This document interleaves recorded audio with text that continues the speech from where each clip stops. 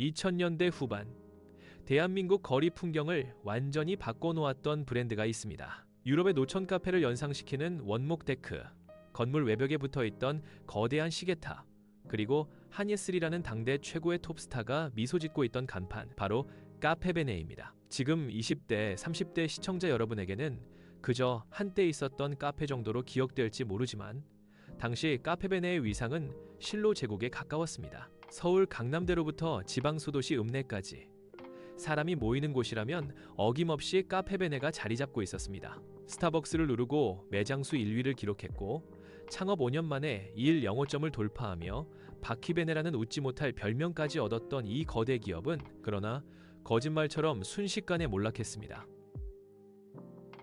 도대체 무엇이 문제였을까요? 오늘은 단순한 실패담이 아닌 잘못 설계된 성공 모델이 어떻게 거대한 부를 파괴하는지, 그 냉혹한 자본의 논리를 낱낱이 파헤쳐 보겠습니다. 이야기를 시작하기 전 2008년 당시의 시대적 배경을 이해할 필요가 있습니다. 글로벌 금융위기가 닥쳤던 그 시절, 아이러니하게도 대한민국에는 작은 사치 열풍이 불기 시작했습니다. 부동산과 주식시장이 얼어붙자 사람들은 수억 원짜리 자산 대신 4영원짜리 커피 한 잔으로 위안을 얻고자 했습니다. 이른바 립스틱 효과가 커피 시장에 적용된 셈입니다.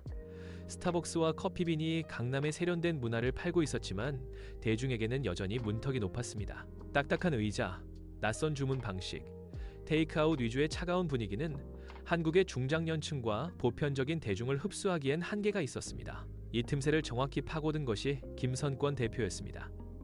그는 커피 전문가가 아닌 철저한 장사꾼이었습니다. 감자탕 프랜차이즈를 성공시킨 경험을 바탕으로 그는 한국형 카페라는 새로운 장르를 개척합니다.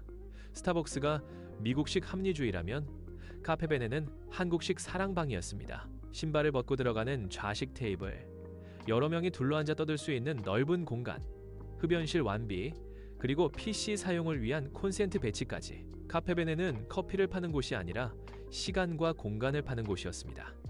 여기에 메뉴 전략 또한 치밀했습니다. 쓴 에스프레소가 낯선 이들을 위해 오곡, 라떼, 젤라또, 와플 같은 디저트 메뉴를 전면에 내세웠습니다. 이는 커피를 즐기지 않는 사람까지 카페로 끌어들이는 강력한 유인책이 되었습니다.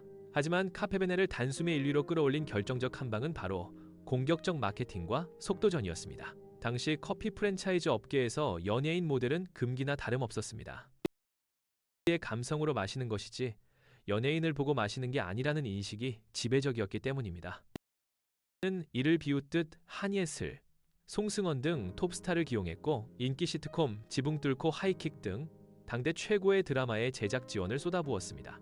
드라마의 엔딩 장면이 흑백으로 멈추며 카페비니 로고가 뜨는 연출은 전 국민에게 브랜드를 각인시켰습니다. 공세는 가맹점 모집에 불을 지폈습니다. 창업을 고민하던 베이비 부머 세대에게 연예인이 광고하는 1등 카페 사장님이라는 타이틀은 거부할 수 없는 유혹이었습니다. 그 결과 스타벅스가 10년 넘게 걸려 만든 매장 수를 카페베네는 단 3년 만에 달성하는 기염을 토합니다. 그러나 이 화려한 성장 그래프 뒤에는 훗날 이 제국을 무너뜨릴 치명적인 시한폭탄이 똑딱거리고 있었습니다.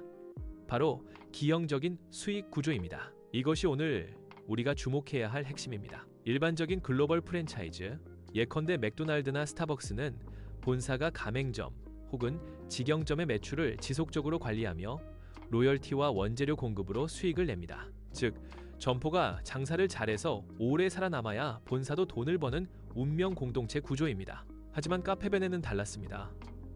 당시 카페베네 본사 영업이익의 상당 부분은 커피가 아닌 인테리어 공사비와 가맹 개설 수익에서 나왔습니다. 카페베네 특유의 빈티지 유럽풍 인테리어는 평당 시공비가 업계 최고 수준이었습니다. 본사는 가맹점이 하나 늘어날 때마다 막대한 인테리어 마진을 챙길 수 있었습니다. 상황이 이렇다 보니 경영진의 목표는 기존 점포의 매출 증대가 아니라 신규 점포의 무한 확장으로 변질되었습니다.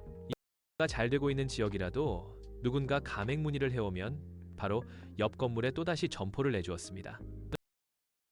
어차피 인테리어 비용을 챙기니 이득이었지만 점주 입장에서는 지옥이었습니다. 사거리에 나가면 동서남북으로 카페베네가 보이는 촌극, 이른바 바퀴베네 현상은 단순한 유머가 아니라 본사가 가맹점의 살을 깎아먹는 카니발라이제이션,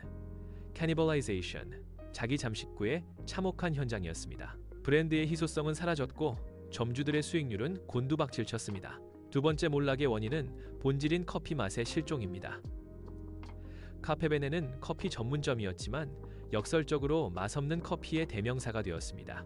인터넷에는 카페베네 아메리카노에서는 담뱃재 맛이 난다, 사약 같다는 악평이 쏟아졌습니다. 여기에도 경제적인 이유가 숨어 있습니다. 1.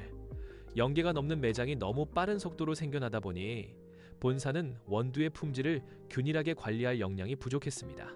또한 아르바이트생의 숙련도에 상관없이 일정한 맛을 내야 했습니다. 이를 해결하기 위한 가장 쉬운 방법은 원두를 강하게 볶는 강배전, dark roasting이었습니다. 원두를 태우다시피 볶으면 낮은 등급의 원두가 가진 잡미나 결점을 쓴맛으로 덮어버릴 수 있고 유통기한을 늘리는 데도 유리합니다. 초기에는 달콤한 와플과 함께 먹느라 이 쓴맛이 용인되었지만 2010년대 중반으로 넘어가며 소비자들의 입맛은 급격히 고급화되었습니다. 스타벅스 리저브, 폴바셋, 그리고 수많은 개인 로스터리 카페들이 등장하며 스페셜티 커피 시장이 열렸는데 업계 인류인 카페베네는 여전히 2008년식 태운 커피를 고집하고 있었던 겁니다. 소비자는 냉정했습니다. 맛이 없으면 가지 않습니다. 세 번째는 경영진의 오판, 즉 문어발식 사업 확장입니다. 국내 커피 시장이 포화 상태에 이르고 성장세가 둔화하자 김성권 대표는 내실을 다지는 대신 또 다른 한 방을 노립니다. 카페베네의 성공 방식을 다른 업종에도 적용하면 무조건 성공한다는 자만심이 화를 불렀습니다. 이탈리안 레스토랑 블랙스미스, 드러그스토어 디셈버 24, 베이커리 마인츠돔 등 전혀 다른 분야의 브랜드를 연이어 런칭했습니다. 하지만 요식업과 유통업은 커피 프랜차이즈와는 전혀 다른 디테일과 전문성이 요구되는 분야였습니다. 전문성 없이 자본과 마케팅만으로 밀어붙인 이 사업들은 처참한 실패로 끝났습니다. 더욱 뼈아픈 것은 무리한 해외 진출이었습니다. 글로벌 커피로드라는 슬로건 아래 미국 뉴욕 타임스퀘어에 월세 수억 원짜리 매장을 내고 중국 시장에 수백 개 매장을 열겠다고 공언했습니다. 하지만 이는 철저한 현지화 전략 없는 보여주기식 경영의 끝판왕이었습니다. 미국에서는 스타벅스의 아성에 밀려 적자만 쌓였고 중국에서는 현지 파트너사와의 갈등과 사기 피해, 방만 경영으로 투자금 수백억 원이 증발했습니다. 주들이 피땀 흘려 벌어다준 로열티가 뉴욕의 건물주와 중국 시장의 수업료로 허무하게 사라진 것입니다. 2014년 카페베네의 부채 비율은 1,400%를 넘어서며 사실상 자본 잠식, 회생 불가능한 상태에 빠집니다. 결국 2016년 창업주는 모든 경영권을 내려놓고 쓸쓸히 퇴장합니다. 사모펀드가 구원투수로 등판하여 브랜드 로고를 바꾸고 갈매기 모양의 로고 기억하실 겁니다. 인테리어를 밝게 리뉴얼하며 심폐소생술을 시도했습니다. 하지만 이미 떠난 소비자의 마음을 되돌리기엔 너무 늦었습니다. 시장의 판도는 이미 바뀌어 있었습니다. 저가 시장은 EDR을 거쳐 메가커피, 컴포즈 커피 같은 초저가 브랜드가 장악했고 스타벅스와 블루보틀, 이 철옹성을 쌓았습니다. 어정한 가격, 맛없는 커피, 낡은 이미지의 카페베네가 설 자리는 어디에도 없었습니다. 카페베네의 몰락 과정을 복기해보면 우리는 비즈니스의 중요한 교훈을 얻을 수 있습니다. 첫째, 성장의 속도보다 방향이 중요하다는 것입니다. 카페베네는 누구보다 빨랐지만 그 방향은 고객 만족이 아닌 가맹점 확장이었습니다. 둘째, 본질을 잃은 마케팅은 사기에 가깝다는 것입니다. 화려한 연예인 광고와 인테리어로 눈을 속일 수는 있어도 결국 식음료 사업의 본질인 맛을 놓치면 롱런할 수 없습니다. 셋째, 이익의 원천을 점검해야 합니다. 나의 수익이 파트너 가맹점주의 성공에서 나오는가? 아니면 파트너의 지갑 창업 비용에서 나오는가? 후자에 의존하는 사업 모델은 결국 폰지 사기와 다를 바 없는 구조적 한계를 가집니다. 카페베네는 우리 주변에서 사라졌지만 제2의 카페베네는 지금도 끊임없이 생성되고 있습니다. 반짝 유행하는 아이템으로 가맹점을 모집하고 유행이 끝나면 간판만 바꿔 다시 가맹비를 챙기는 기획형 프랜차이즈들이 여전히 성행합니다. 부자가 되고 싶은 여러분은 기억해야 합니다.